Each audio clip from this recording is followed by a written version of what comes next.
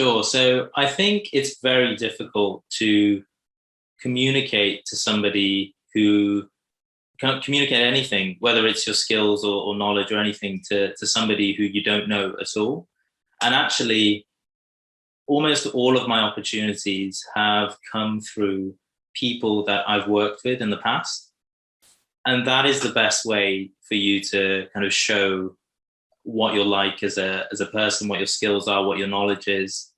So for example, uh, I did a bit of work with NHSX at the start of the COVID pandemic, and I created like this respiratory app alongside some data scientists at the University of Bournemouth.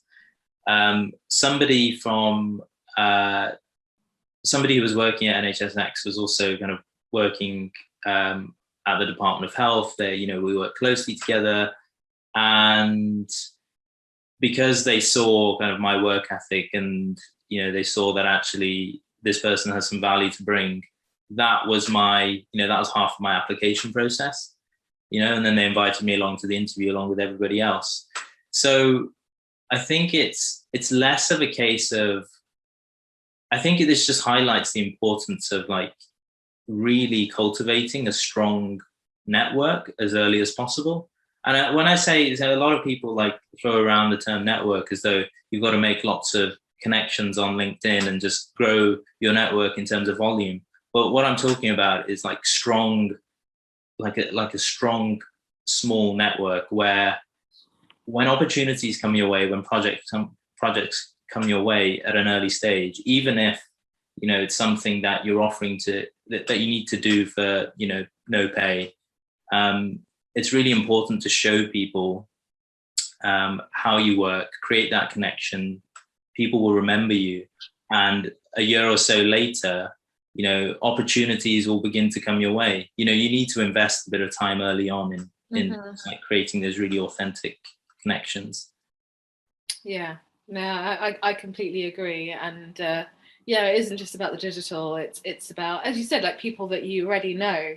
So for everyone that's listening, just use the people around you that currently exist. I know it can be quite daunting going, actually, I don't know anyone in that sector, but you probably do, but you just don't know it. And what I found quite useful, I don't know about you, is just I just talked to as many people as I could. Yeah. And if they didn't know, if they weren't directly involved in X, they usually knew someone that might know, and they would connect me with that person. Like that's how it worked. And it's really surprising how far you can get just by telling people where you're at, what you're looking to do.